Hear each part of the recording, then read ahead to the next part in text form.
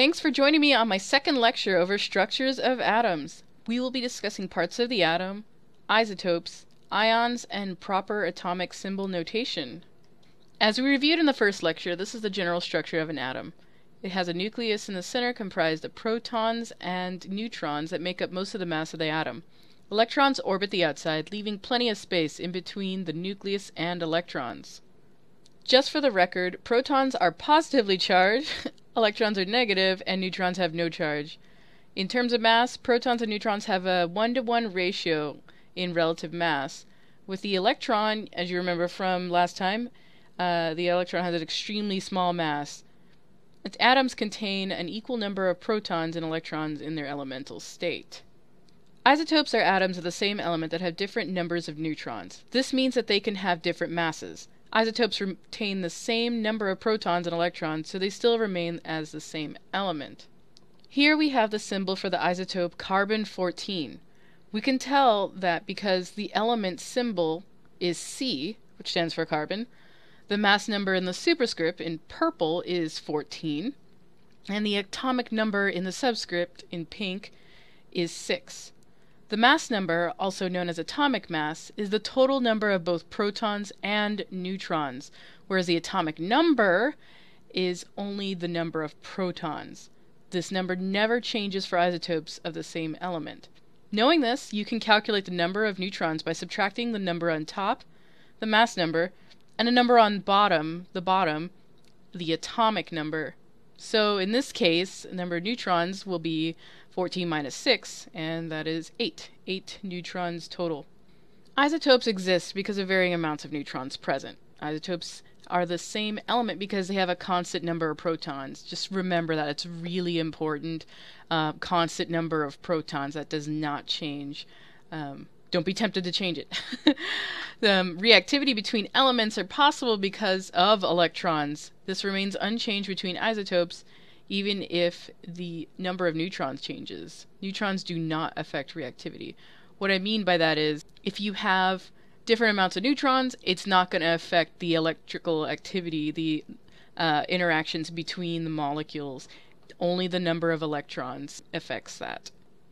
Molecules and atoms react with each other through the exchange of electrons to create charged particles called ions. If they gain electrons, they become negatively charged. If they lose electrons, they become positively charged. So now we're going to do an example on how to work with these crazy looking symbols at the bottom. Okay, so we're going to work with isotope symbols. On the left here, we have X. That's just a representative symbol for the element name. We have A, which represents the atomic mass or mass number, depending on which country you come from. And we have atomic number. That can be confusing, but just atomic number, protons. Mass number, or atomic mass. The one with the word mass in it is going to be the protons and neutrons number. So just write that here. Oh my gosh, my handwriting's terrible. All right. So what we're going to do in this example, we have the element oxygen. Yay, you need it to live. Okay. We have the 16 here and we have 8. So mass number is the top number, and that's protons and neutrons. And we have atomic number, which is protons. 8 protons. Neutrons.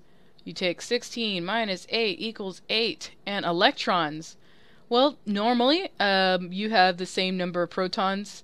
Same number of electrons as protons, so it's going to be 8, at least 8, maybe. Maybe? It starts with 8. Let's see what happens.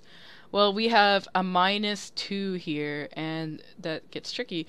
Well, if you gain electrons, it's going to have a negative charge. So this is negative, 2 negative, blah.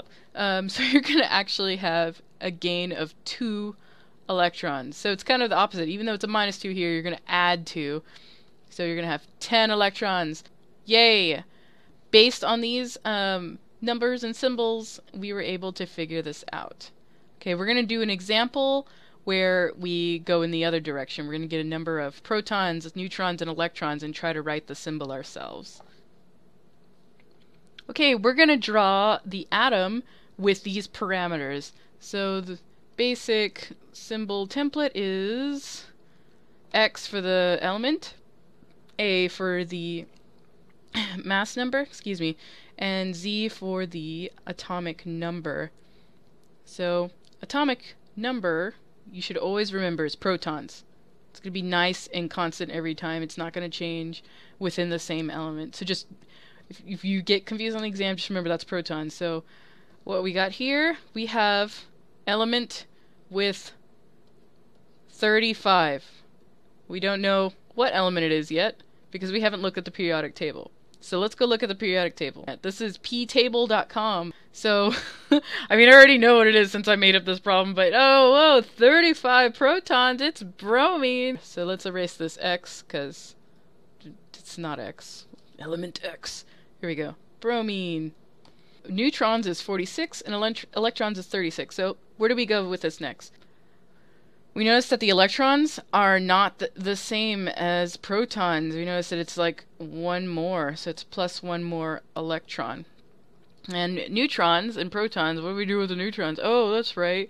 We add it to the number of protons to get the mass number. So we'll need 46 plus 35 equals 81. Yes, 81. Okay, look. Mental math, where are you? Okay, but then we got this extra electron, so we can't ignore this. Where is it hanging out?